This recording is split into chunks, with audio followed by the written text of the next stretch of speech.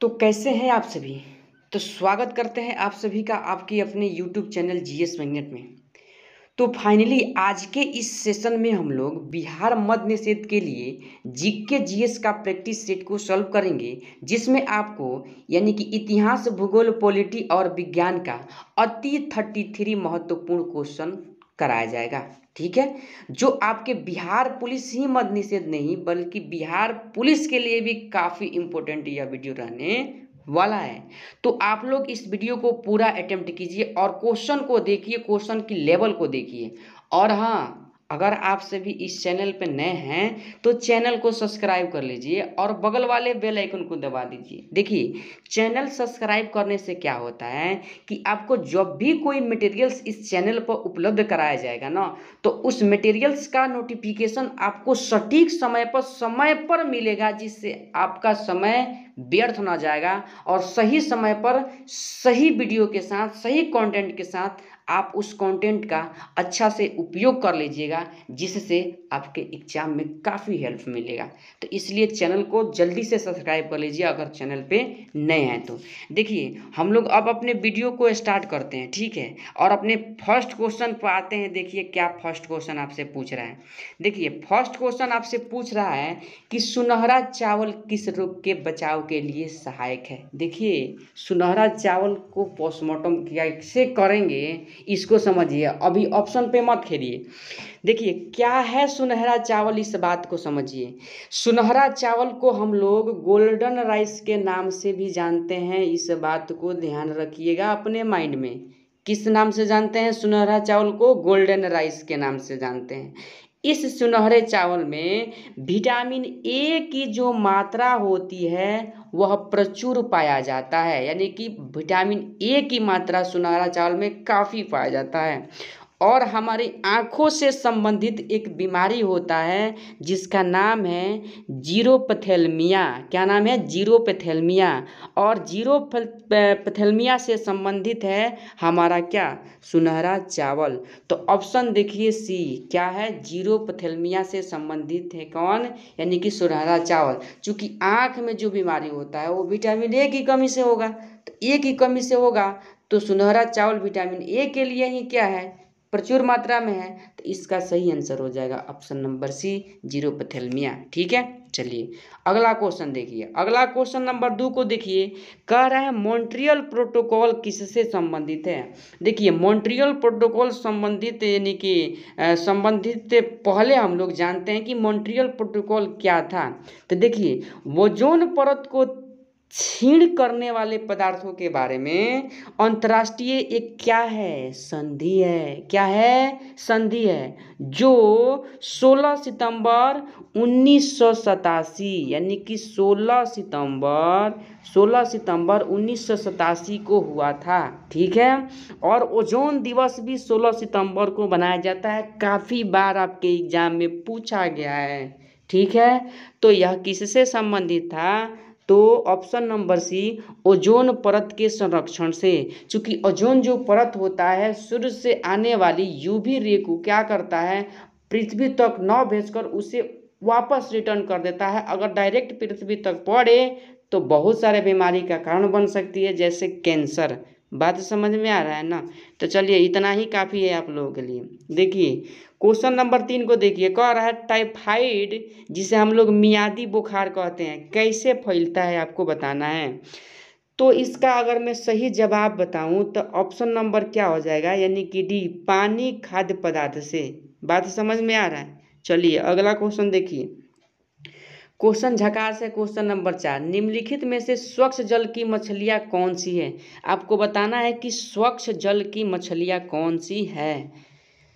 तो अगर मैं इसका सही आंसर की बात करूं तो ऑप्शन नंबर क्या हो जाएगा, यानी कि बी, ए और बी। आप देखिए, रोहू और कतला जो है ना स्वच्छ जल की मछलियां हैं। ठीक है, तो इसका ऑप्शन नंबर बी हो जाएगा सही आंसर। आगे बढ़िए। देखिए क्वेश्चन नंबर 5 को देखिए, कह रहा है वानिकी अनुसंधान संस्था स्थित है। आपको बताना है, देखिए यह क्वेश्चन आपको क्या निर्देश कर रहा है कि भारत में जितने प्रमुख संस्थान है ना, यानी कि अनुसंधान है, उसको अच्छे से देख लीजिएगा, कोई ना कोई टपकेगा क्वेश्चन अनुसंधान से।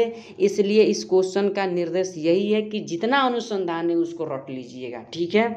तो अगर क्वेश्चन 5 का मैं सही आंसर की बात करूं तो ऑप्शन नंबर हो जाएगा डी, देहरादून। बात समझ में आई? चलिए देखिए क्वेश्चन 6 को देखिए, कह रहा है निम्नलिखित में से कौन सी पर्वत चोटी भारत में है? कौन सी पर्वत चोटी क्या है, भारत में है? चलिए इसका सही जवाब जल्दी से कीजिए। तो अगर मैं इसका सही जवाब की बात करूं तो ऑप्शन नंबर हो जाएगा सी, कामेट, जो कहाँ है, उत्तराखंड में अवस्थित है। कहाँ है? उत्तराखंड में अवस्थित है। अन्नपूर्णा कहाँ है, आप बताइए कमेंट में। तो अन्नपूर्णा कहाँ है? नेपाल में स्थित है। और यहाँ पे नोट में एक बात याद रखिएगा, ये कामेट जो है ना, यह यूएसए यानी कि अमेरिका में भी स्थित है। यानी कि अमेरिका के पहाड़ी का नाम भी क्या है? कामेट है। बात समझ में आ रहा है? चलिए अगला क्वेश्चन को देखिए। क्वेश्चन 7 आपसे पूछ रहा है कि जापान के योकोहामा शहर में वर्ष 1994 में संयुक्त राष्ट्र सदस्य देशों का सम्मेलन जिस संदर्भ में किया गया वह है। आपको बताना है इस क्वेश्चन का सही आंसर क्या होगा। तो इस क्वेश्चन का सही आंसर हो जाएगा ऑप्शन नंबर ए, ठीक है। चलिए अगला क्वेश्चन देखिए, क्वेश्चन नंबर 8 क्या कह रहा है। क्वेश्चन नंबर 8 कह रहा है कि भारतवर्ष का नुनमती तेल शोधक कारखाना स्थित है। नुनमती तेल शोधक कारखाना कहाँ स्थित है? तो इसका सही जवाब हो जाएगा ऑप्शन नंबर सी, यानी कि असम। भारत में प्रमुख तेल शोधक कारखाने की मतलब कौन से कारखाना किस राज्य में है, इस क्वेश्चन का यही निर्देश है, याद कर लीजिएगा, ठीक है। चलिए अगला देखिए, क्वेश्चन नंबर 9 को देखिए, कर है गुलबंद बेगम ने किसके कहने पर हुमायूंनामा लिखा? किसके कहने पर हुमायूंनामा लिखा? जल्दी से इस क्वेश्चन का सही आंसर कीजिए।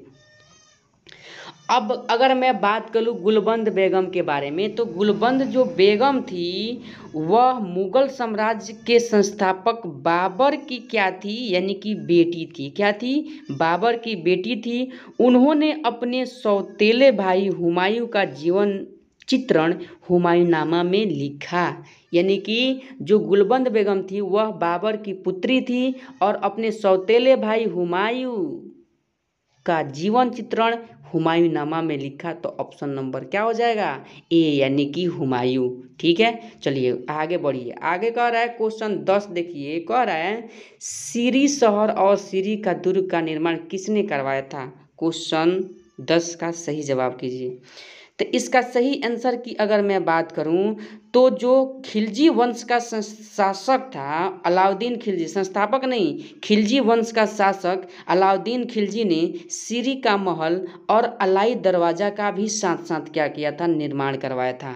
तो इसका सही जवाब क्या हो जाएगा? ऑप्शन नंबर सी, ठीक है। चलिए अगला क्वेश्चन देखिए, क्वेश्चन 11 को देखिए, कह रहा है कि अकबर ने 1567 में चित्तौड़ आक्रमण के समय वहां का शासक था। यानी कि जब अकबर ने चित्तौड़ पर आक्रमण किया तो वहां का शासक कौन था, आपको यही बताना है।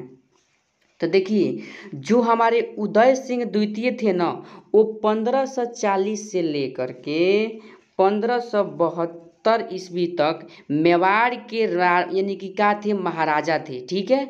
और उदय सिंह द्वितीय की जो राजधानी थी वह कहाँ थी? चित्तौड़ थी। कहाँ थी? चित्तौड़ थी। और वे राणा सांगा के चौथे पुत्र भी थे। कौन? यानी कि उदय सिंह द्वितीय। बात समझ में आ रहा है? और विख्यात शासक महाराणा प्रताप सिंह के क्या थे? पुत्र थे। बात समझ में आ गया? तो इसका सही जवाब की अगर मैं बात करूं तो क्या हो जाएगा? 11 का ऑप्शन नंबर यानी कि सी, उदय सिंह, ठीक है। चलिए अगला क्वेश्चन देखिए, क्वेश्चन 12 को देखिए, कह रहा है कि शेरशाह का मकबरा कहाँ स्थित है? तो बिहार में सासाराम, आप लगा दीजिएगा। चलिए अगला क्वेश्चन देखिए, क्वेश्चन नंबर 13, कथा सरित सागर के लेखक कौन है? कथा सरित सागर के लेखक कौन है? तो इसका सही जवाब हो जाएगा ऑप्शन नंबर बी, यानी कि सोमदेव है, ठीक है। चलिए अगला क्वेश्चन देखिए, 14 नंबर का रहा है कि गुप्तकालीन प्रथम गणितज्ञ और खगोल शास्त्री कौन थे? गुप्तकालीन बताना है। तो इसका सही जवाब हो जाएगा ऑप्शन नंबर क्या हो जाएगा? डी। ऑप्शन नंबर क्या हो जाएगा? डी, ठीक है। चलिए अगला क्वेश्चन देखिए, क्वेश्चन 15 का अगर मैं बात करूं तो निम्न में से कौन जैन धर्म के 23वें तीर्थकर थे। तो 23वें तीर्थकर कौन थे, इसका सही जवाब कीजिए। तो इसका 23वें तीर्थकर जो हो जाएंगे ऑप्शन नंबर पार्श्वनाथ हो जाएंगे, और प्रथम कौन हो जाएंगे, ऋषभ देव, और अंतिम कौन हो जाएंगे, महावीर हो जाएंगे। तो इसका 23वां पूछा है, तो 23वें कौन थे, यानी कि ऑप्शन नंबर सी पार्श्वनाथ थे। ठीक है, चलिए अगला क्वेश्चन देखिए। क्वेश्चन 16 को देखिए, कह रहा है कि निम्नलिखित में से किसने हिंदी भाषा को भारत की राष्ट्रभाषा के रूप में स्वीकार और पहली बार स्वराज शब्द का प्रयोग किया। तो क्वेश्चन 16 का अगर मैं सही जवाब की बात करूं तो ऑप्शन नंबर बी हो जाएगा, स्वामी दयानंद सरस्वती। ठीक है, चलिए अगला क्वेश्चन देखिए। अगला क्वेश्चन कह रहा है कि क्वेश्चन 17 कि अखिल भारतीय राष्ट्रीय कांग्रेस की प्रथम महिला अध्यक्ष कौन थी। तो अखिल भारतीय राष्ट्रीय कांग्रेस की प्रथम महिला अध्यक्ष जो थी आपके ऑप्शन नंबर सी क्या हो जाएगा, सरोजिनी नायडू हो जाएगा। ठीक है, चलिए अगला क्वेश्चन देखिए। अगला क्वेश्चन आपसे पूछ रहा है, देखिए क्या कह रहा है कि रविंद्रनाथ टैगोर ने सर की उपाधि को क्यों लौटा दिया। रविंद्रनाथ टैगोर ने सर की उपाधि को क्यों लौटा दिया।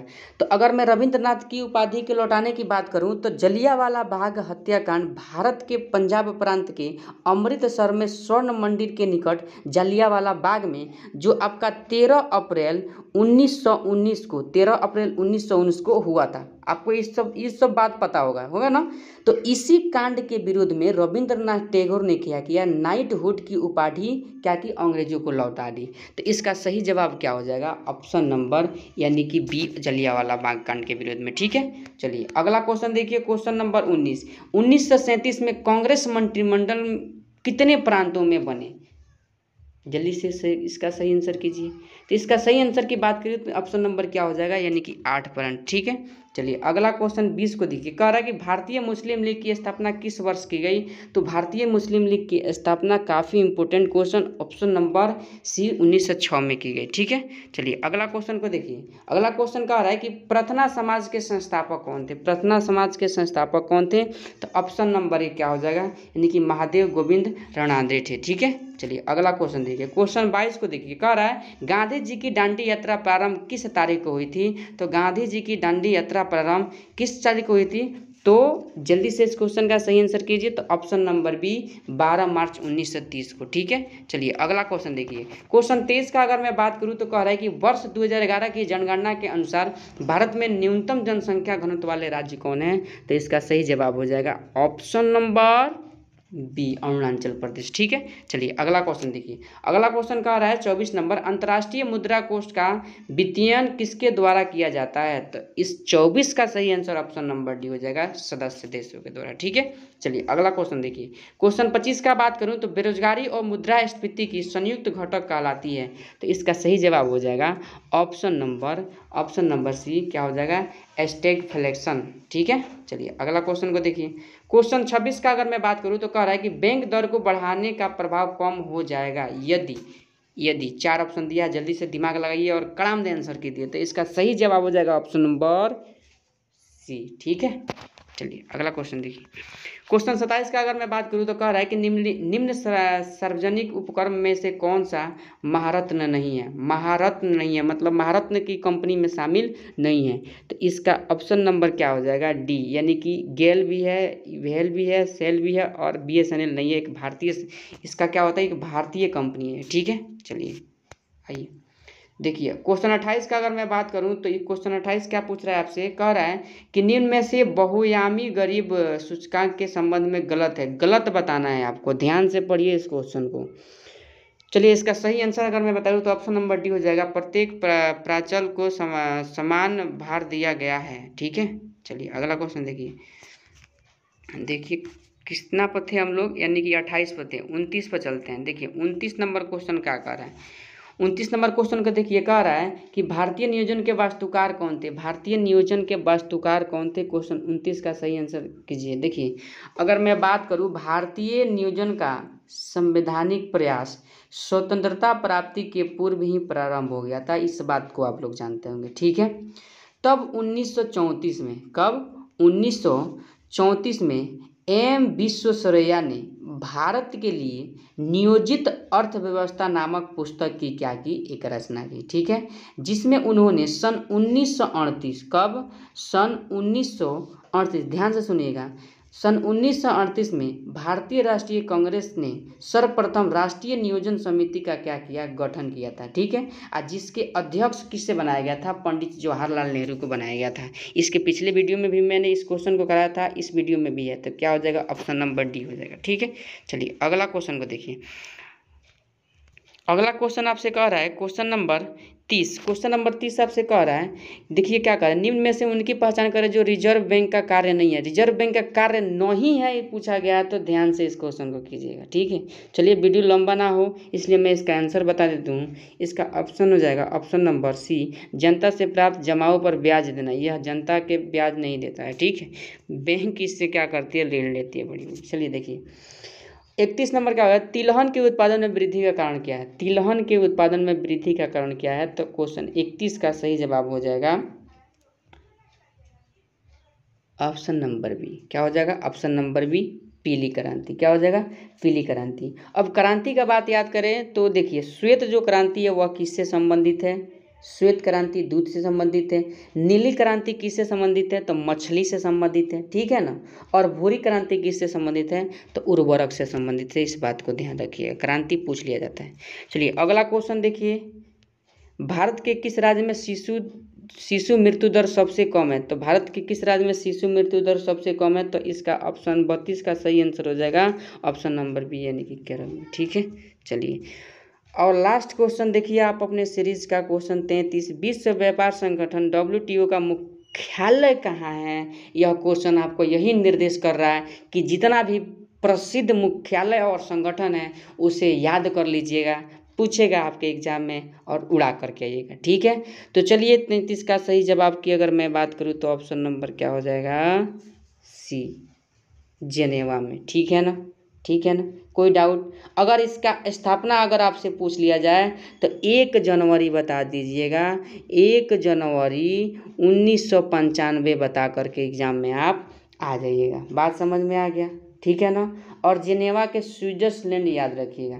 तो चलिए आपके सेशन का क्वेश्चन समाप्त हुआ। अगर वीडियो अच्छा लगा हो तो वीडियो को लाइक कीजिए और चैनल पर नए हैं तो चैनल को सब्सक्राइब कीजिए, क्योंकि ऐसे ऐसे महत्वपूर्ण क्वेश्चनों को पोस्टमार्टम इजी तरीके से इस चैनल पर आपको कराया जाता है, जो आपके लिए काफ़ी हेल्पफुल रहने वाला है। तो चलिए मिलते हैं फिर अगले सेशन के तक, तब तक के लिए जय हिंद, जय भारत।